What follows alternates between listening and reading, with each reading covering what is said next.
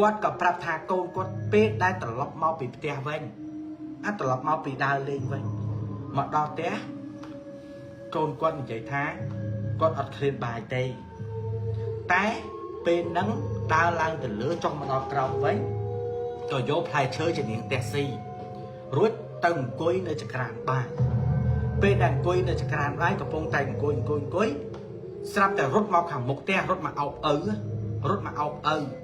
ប្រាប់ឪថាឪនៅក្រោយផ្ទះមានខ្លាឪខ្លាធំណាស់ឪខ្លាធំណាស់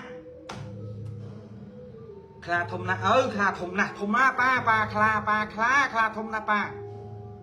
កំរោលចូលកូនកំរោលគាត់គិតថាកូនខ្មោចចូលយកទៅវត្តណាស្ដាប់ខ្ញុំណាវត្តហ្នឹងមិនបាច់ខ្ញុំនិយាយអីច្រើនតែបងប្អូនគ្នាវត្តហ្នឹងនៅម្ដុំបឹងកក់យើងនេះមិនបាច់ខ្ញុំនិយាយចំឈ្មោះថាវត្តណាកុំនេះស្គាល់ហើយយកទៅលោកណាយកទៅដល់លោកកំពុងស្រោចទឹកណាកូនលោកកំពុងស្រោចទឹកចាក់ទឹកផ្ទាល់ឈូងើយក្បាលមើលលោកវាងើយក្បាលមើលលោកគ្រប់ងាកមុខចុះវិញស្រោចទឹកមកផ្ទាល់ទៀតស្រាន់តាស្រោចទឹកមកផ្ទាល់ព្រាបមិនងើបឈោកក្រឹក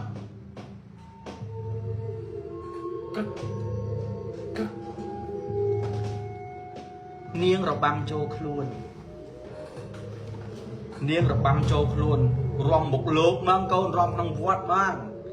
ងាច់ខាច់អូយស្អាតណាស់អ្នកអើយស្អាតណាស់ទៅព្រៃវិញស្អាតណាស់លេងងើបរំណាលោកដំបងថាខ្មោចព្រាយចូលលោកអត់ដឹងថាច្រាបព្រាយចូល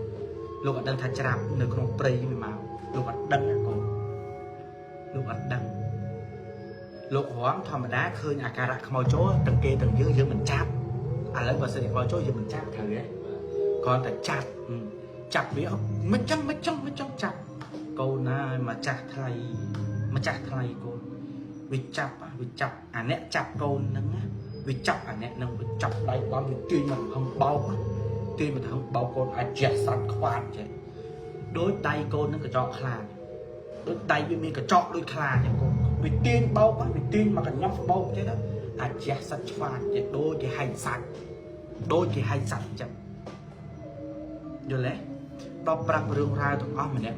ក៏នាំគ្នាទៅមើល2ថ្ងៃក្រោយตายแล้ว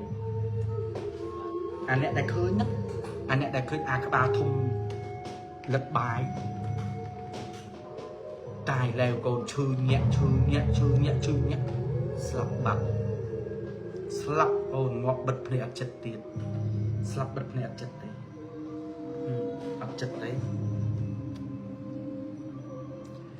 ផាត់ពីអ្នកហ្នឹងកំពុងធ្វើបុណ្យណាកូនកំពុងធ្វើបុណ្យណាខ្មោចអត់ទាន់បូជាទេណាម្នាក់អ្នកទី2ដែលឃើញ2អ្នកដែលស្រែកហ្នឹងណាអ្នកទី2អាការៈដូចគ្នាកូនខ្មោចចូលខ្លាចគ្រប់បែបយ៉ាងខ្លាចក្នុងបន្ទប់អ្នកទី2ហ្នឹងដឹងគាត់និយាយថាមិនចេះឃើញមនុស្សស្រីស្លៀកពាក់តែស្អាតតែម្នាក់ស្រីនោះស្អាតពាក់ខោអាវពណ៌សសក់វែងស្អាតតែដើរមកចិត្តហើយលេងស្រាប់អញខ្ញុំដាក់គាត់ចេញចង្គមខ្ញាក់មកអ្នកនឹងនិយាយថាម្នាក់ស្រីនឹងចេញពីកញ្ចក់មកមកដើរពីកញ្ចក់មកដើរសម្ដៅមកគាត់ទៅគាត់ថាអ្នកនឹងស្អាតតែមកដល់ចិត្តគាត់អញខ្ញុំដាក់គាត់របៀបសើចដាក់គាត់គាត់ទៅសើចមកចេញចង្គមឆ្ងាច់មក